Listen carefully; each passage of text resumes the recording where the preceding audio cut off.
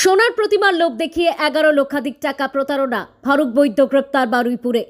Social মিডিয়ায় জমির নিচ থেকে সোনার মূর্তি পাওয়ার বিজ্ঞাপন দেখে যোগাযোগ করেছিলেন এক ব্যবসায়ী। সেই সূত্র ধরেই লক্ষাধিক টাকার প্রতারণার শিকার হলেন কসবা থানা এলাকার বাসিন্দা হোটেল ব্যবসায়ী ধরমবীর সাউ। অভিযোগ, প্রথমে সোনার মূর্তি যাচাই করার জন্য ডাকা হয় তাকে। পরীক্ষায় সোনা থাকার প্রমাণ মেলায় আস্থা বাড়ে ব্যবসায়ীর। এরপর ধাপে ধাপে মোট 11,20,000 টাকা দেন তিনি।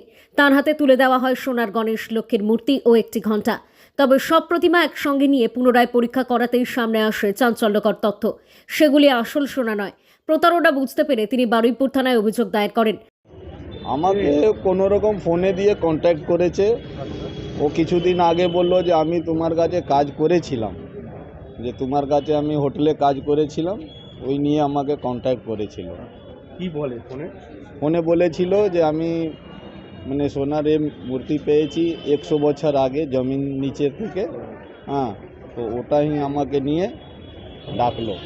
হ্যাঁ, আমি যখন গেলাম তখন দেখছি ও আমাকে কিছু অরিজিনাল সোনাই দিয়েছিল। হ্যাঁ, লুঙ্গি পরেছিল, আমার সামনে লোহার সঙ্গে কাটারি করেছে। আমি ভাবলাম অরিজিনাল সোনাই আছে। যখন কল্যাণ জুয়েলার্স কাছে গেলাম তখন দেখছি অরিজিনাল সোনা হ্যাঁ। কি জিনিস ছিল? আগে ছিল সোনার গণেশজি, তারপরে সোনার ছিল লক্ষ্মীজি, তারপরে ঘন্টা ছিল। 3বারে পেমেন্ট হয়েছে, পার্ট পেমেন্ট করেছিল। 11,20,000।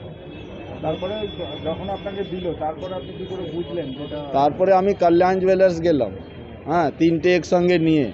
হ্যাঁ, একটা তো এখানেই করে নিলাম, চেকিং বারুইপুরে কোনো সোনা দোকানে। হ্যাঁ, তখন দেখলাম ও भी ঠিকই আছে, আমার সামনেই কেটেছে, লেকিন ওটা আগে থেকেই কাটা ছিল।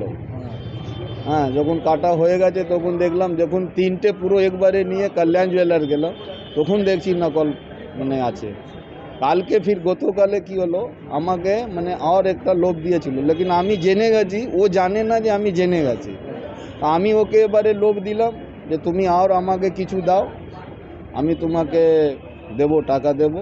হ্যাঁ, ওই নিয়ে আমি থানাকে কমপ্লেন করেছিলাম। থানা আমাকে পুরো সহযোগ করে পুরো পুলিশ ফোর্স দিয়েছিল। তারপরে ওকে কোনো রকম কৃষ্ণমোহনা স্টেশন কাছে ডেকেছিল। ডাকার পরে ওকে কোনো রকম বের করলাম। হ্যাঁ, যে আসো, তোমার জন্য আমি টিভি রেখেছি, হেন রেখেছি, তেন রেখেছি, এইরকম লোভে দিয়ে আমি ওকে ডাকলাম। তারপরে ধরা পড়ে গেল। আপনার ব্যবসা কোথায়? আমার ব্যবসা কলকাতা আছে, কিসের? গেস্ট হাউস আছে, হোটেল লাইন। আপনার নাম? আমার নাম ধরমবীর সাউ। কতবার ফোনে এরকম যোগাযোগ করেছে? টাকা কি ক্যাশ দিতে হয়েছিল? তো হ্যাঁ, টোটাল ক্যাশ দিয়েছিল। ওরা কি বলেছিল, মাটির ভিতর থেকে পেয়ে? হ্যাঁ, আমি 100 বছর আগে কোনো জায়গায় কাজ করেছি, ওটা মাটির ভিতরে পেয়েছি, তো ওটা অরিজিনালই আছে, আমি নিয়ে নিয়েছি। আমার এরকম কোনো এসব কাজ নেই। হ্যাঁ, আমি নিলেন কেন তাহলে? এটা দেখলাম যে কিছু সস্তা পাচ্ছি, চলো দেখে নিই, একবার ট্রাই নিচ্ছি। এটাই হচ্ছে। আম জনতাকে কি বলবেন? এরকম তো ফ্রড অনেক হয়। আম জনতাকে এই বলবো যে এসা নিয়ে অনেক সাবধান থাকতে হবে, এরকম কিছু হয় না মার্কেটে। হ্যাঁ, যতই হচ্ছে সব ফালতু আর বেকার জিনিস আছে। আমি তো লোভে পড়ে গিয়েছিলাম। হ্যাঁ, আমি এটাই বলবো যে আর কোনো রকম আইন্দা কারো না হয় এরকম একটু। আপনার বাড়ি কোথায়? আমার বাড়ি কসবা। আরেকবার আপনার নামটা বলুন। ধরমবীর সাউ।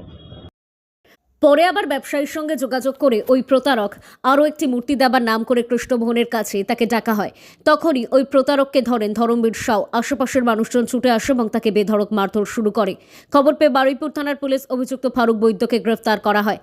তার কাছ থেকে উদ্ধার করা হয় 2টি মূর্তি, একটি পুজোর ঘণ্টা, নগদ 2,63,000 টাকা। ওই ধৃত বারুইপুরের চাঁদুখালীর বাসিন্দা। পুলিশ সূত্রে খবর, এই ঘটনায় কোনো বড় চক্র জড়িত রয়েছে কিনা তা খতিয়ে দেখা হচ্ছে। বৃহস্পতিবার অভিযুক্তকে বারুইপুর মহকুমা আদালতে তোলা হবে। পুলিশ হেফাজতে নিয়ে জিজ্ঞাসাবাদের আবেদন জানানো হতে পারে। ঘটনায় এলাকায় চাঞ্চল্য ছড়িয়েছে। তদন্তে নেমে আরও তথ্য জোগাড়ের চেষ্টা করছে পুলিশ।